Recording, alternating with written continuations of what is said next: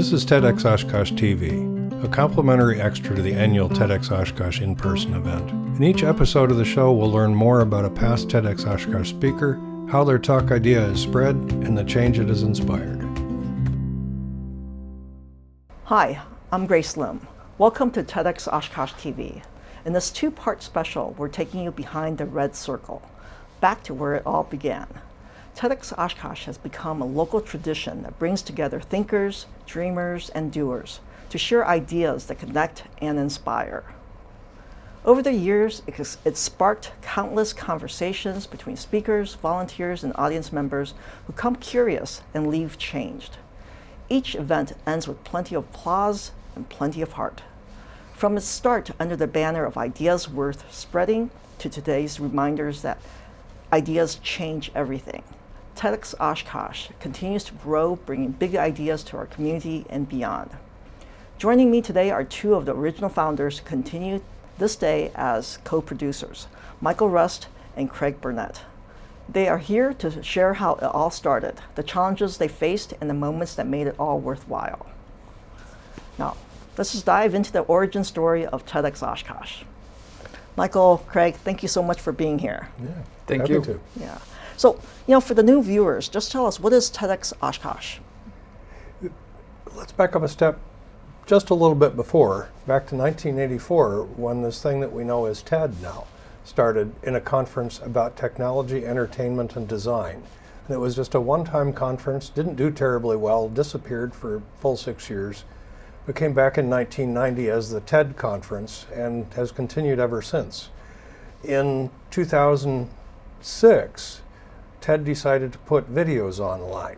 It was a very early experiment in putting videos online, and that became what we now know as TED Talks.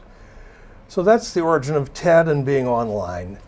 And not too long afterwards, in 2009, TED created a program called TEDx, which was for local independent volunteer organizers to put on a TED-like experience under license from the TED organization. And that's the origin story of the TEDx program, which now includes as many as 3,000 TEDx events a year and producing 19,000 talks a year.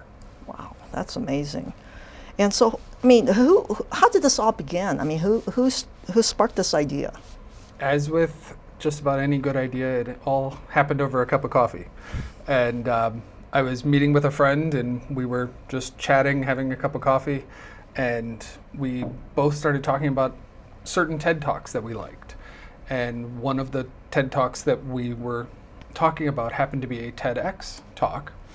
And we ultimately were trying to figure out what is this TEDx thing versus the normal TED Talks. And it just so happened that a couple of days earlier, I had seen that the place where I grew up, they actually were putting on a TEDx in Normal, Illinois. So TEDx Normal. And I think a lot is similar between Normal, Illinois and Oshkosh, Wisconsin. And I was like, well, hey, if Normal could do it, so can Oshkosh. And so that led me down the path of looking into putting on a TEDxOshkosh, and I applied for the license and ultimately was granted it by TED, and here we are. Wow. So tell me, what were your goals for the very first event? The whole idea behind TED and TEDxOshkosh, from my perspective, goes back to that beginning, that ideas were spreading, that there are really cool ideas that come from the local community that can permeate throughout the state, throughout the world, and it has to get a platform. It has to have an opportunity to spread, and we were able to create that platform, and that's exactly what we've done. Wow, that's amazing. So you talked about the licensing process. They had to apply for a license. How difficult was that? The TED is very particular with their brand. I had to review a 175-page rule book before I applied.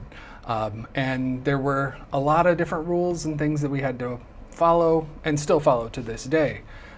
And then we had to submit some potential talk ideas. We had certain limits as to what we could do, what we couldn't do, until they got more and more comfortable with us. And now, 10 years later, they've given us more and more flexibility, including this show.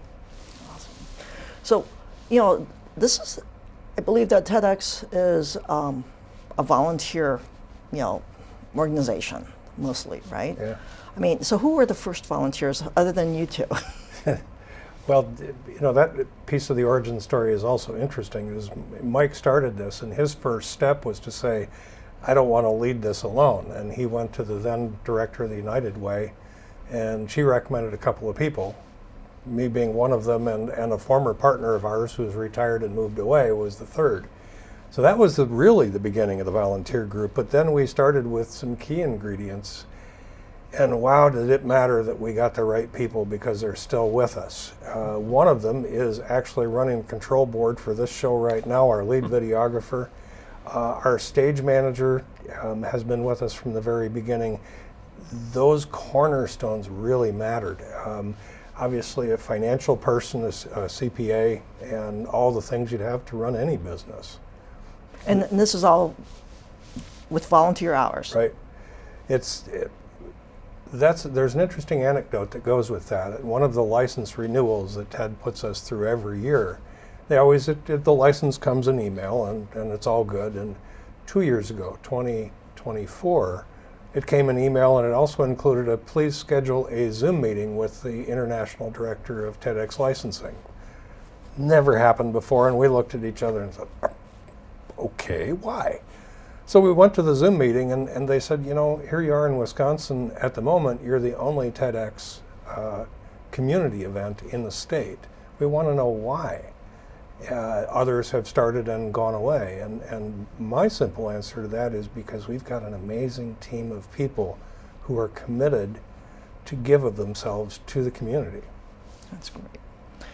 And so putting on this, it's a huge production, right? I mean, it's not just a one-day event per se. I mean, the planning goes way before that. So what skills did you need to do this, this event, put this together?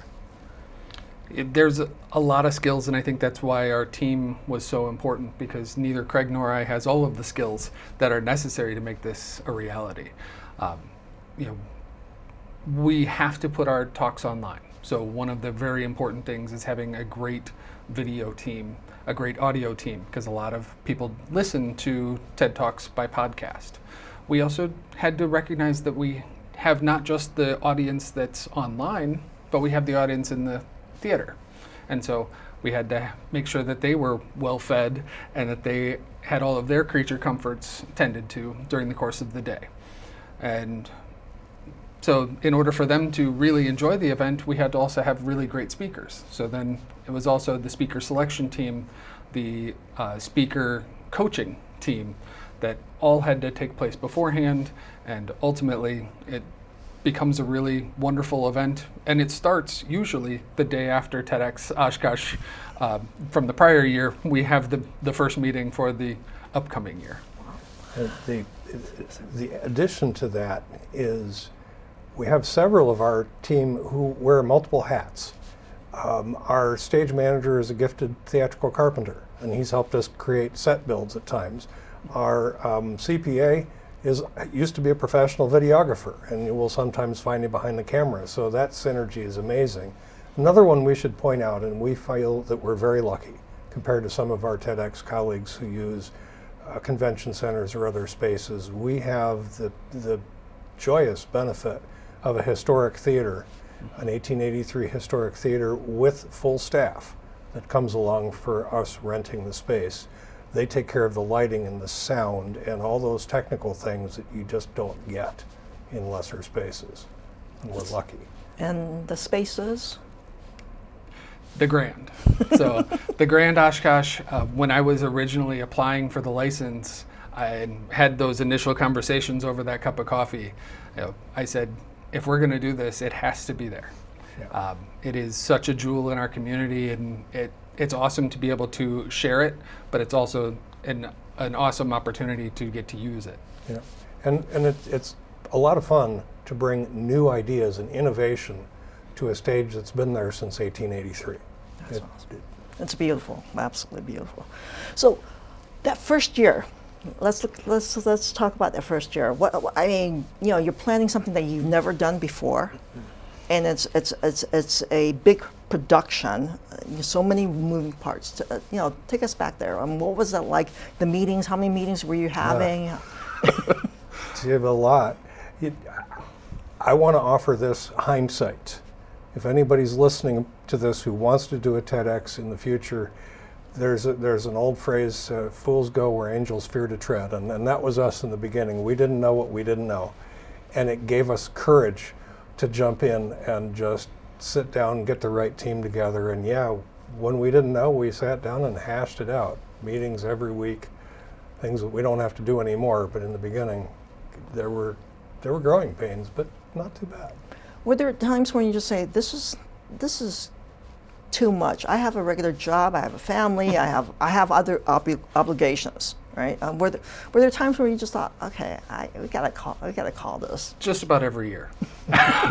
There's usually some point during the course of the run up to the event, and I may have hit that wall recently, but it's just one of those things of you're trying to spin plates and juggle, and how many plates, how many balls, how many things can you have in the air at once, and it can be hard, but it's also so rewarding on the day of. Every time that I get frustrated or get concerned about time commitments or anything like that, I just think back to some of the really great videos that have come out and some of the great talks, and I'm just like, it's worth it. I'm going to keep doing it. So again, we're going to start from the first year. I mean, were there any, glitches or any mishaps or, any behind the scenes chaos that you had to, fires that you had to put out? Absolutely. Yeah. We've had probably any kind of mishap you can think of, because again, we're doing two different kinds of shows at the same time. So we have the difficulty of a typical stage show, and where did our speaker go? Oh, they went home to Milwaukee in the middle of the day, and they're not back yet, and they're supposed to be in hair and makeup. Or we also have the technical side for the videos and all of the sound work with the video and all of the post-processing that has to go through it. So there's always something. And yet, that's the beauty of the team that we have. It's built-in human redundancy and built-in technical redundancy. We have both. We have a lot of cameras, so if a camera happens to fail, well, we've still got several other cameras. We have multiple people running those. And fortunately, the audience understands that this is live presentation. And if a glitch happens, and they don't happen that the audience sees often at all. Usually they're quite hidden behind the scenes, but they understand, and it's okay. I have to jump in here. I was one of your, full disclosure here, I was one of the very first speakers in that inaugural year, and there was a glitch. And the slides were not my slides, and we had to sort of stop in the middle of my talk. But you know what? You hit the nail on the head. I mean, the audience were so compassionate, and they were with me, and when, during the reset and everything. And by the end, they were on my side. They were cheering for me in a way that I don't think if there had been no glitch, that wouldn't have happened. And the good news is, the idea is worth spreading because of that glitch, I believe. I had 2 requests to give another talk on the same topic, one for a state organization and one for a national organization. So, things happen, but you know what? You make the best of it. And I thought that was the best outcome for something that was a little, just a little off. Mm-hmm. And so, all right. So let's talk about the talks that you pick. I mean, or the judges, pick for the actual event. How do you find these talks? Yeah, we have a number of pools of candidates, and probably from most voluminous to least would be those who submit themselves, or have an agent or a friend submit themselves as a candidate just through our website. And we do find some jewels in that, but only typically about 1%. And this year there were over 500 of them that we went through. And yet it turns out to be very important that we do that because we find something in that pool.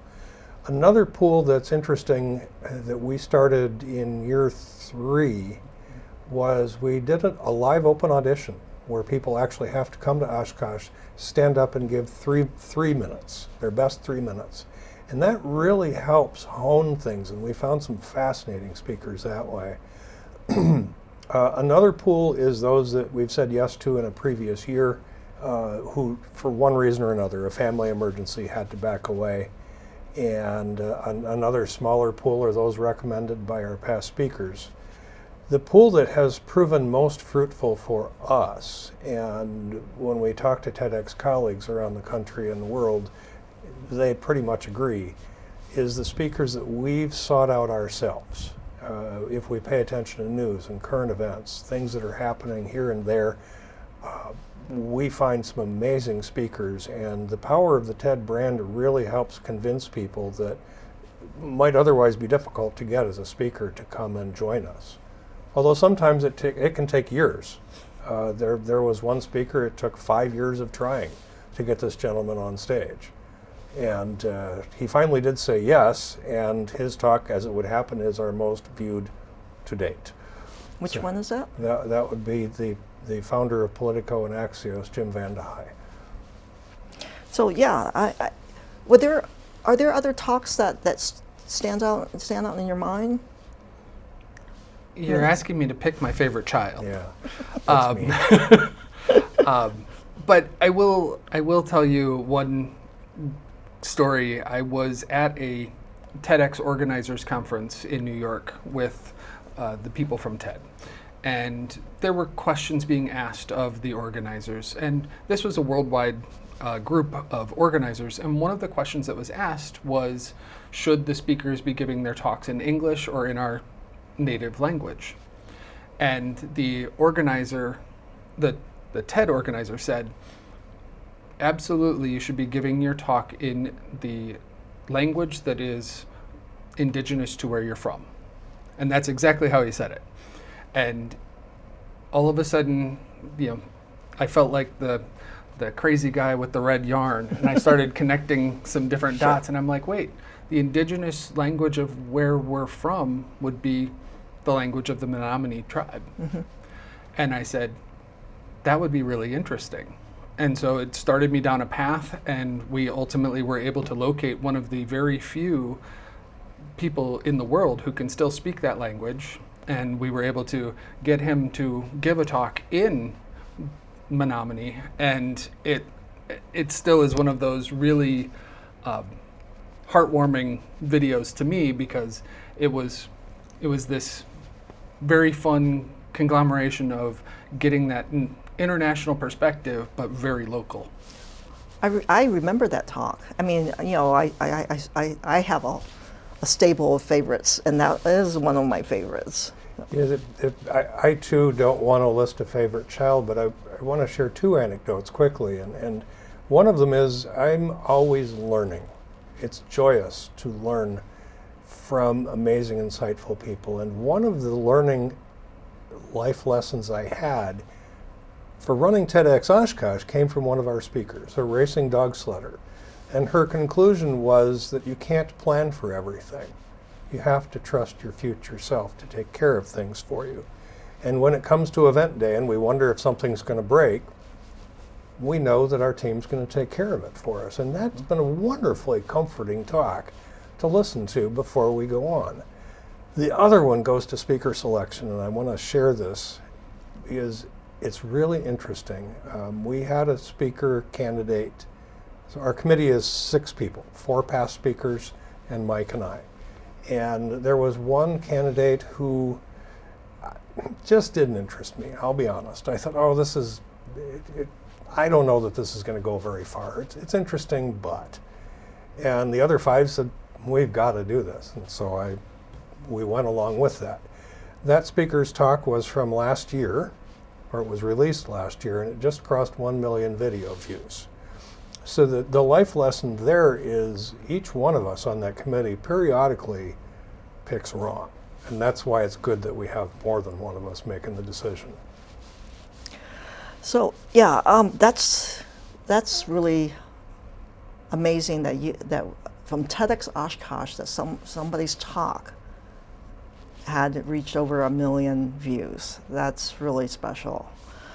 So can you talk about what are you most proud of? I mean, you've been doing this for how many years now? Yeah, we started this process 10 years ago. Okay. And so, what am I most proud of? I think probably for me, it's just the number of really cool ideas that we've been able to find in the community and share, and just how far that those have gone. In fact, one of your first year colleagues' talk was quoted in a newspaper on the other side of the world. And it came back to us that there is this newspaper in Singapore that's talking about a TEDxOshkosh talk. And it was like, oh my gosh, that is just really, really cool.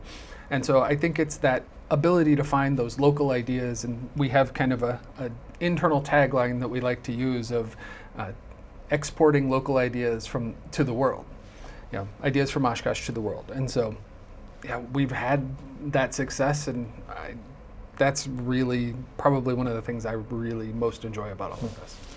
Craig, I mean, for you, I mean, why do you think TEDxOshkosh still matters? Well, the answer to that has come to me in recent days from people out of the blue reaching out to me and saying, thank you for doing what you do. It's a benefit for and from our community.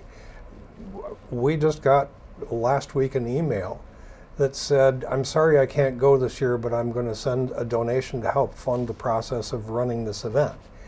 And which was nice, but the better part of that was that the correspondent said, I'm so happy that Oshkosh has this.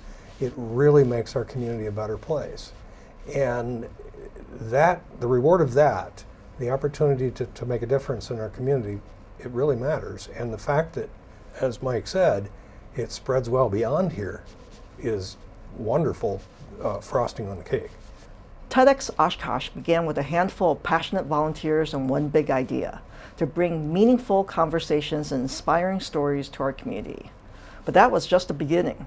In part 2 of this special, we will explore how TEDxOshkosh has grown over the years, the lessons learned along the way, and what the future might hold for this volunteer team and the ideas that continue to shape our city. I'm Grace Lim. Thank you for joining us for the Origin Story Part 1. We'll see you next time for Part 2 of our TEDxOshkosh TV special, The Evolution and the Future. Visit TEDxOshkosh.com to view the complete talks of all past TEDxOshkosh speakers, as well as more episodes of TEDxOshkosh TV.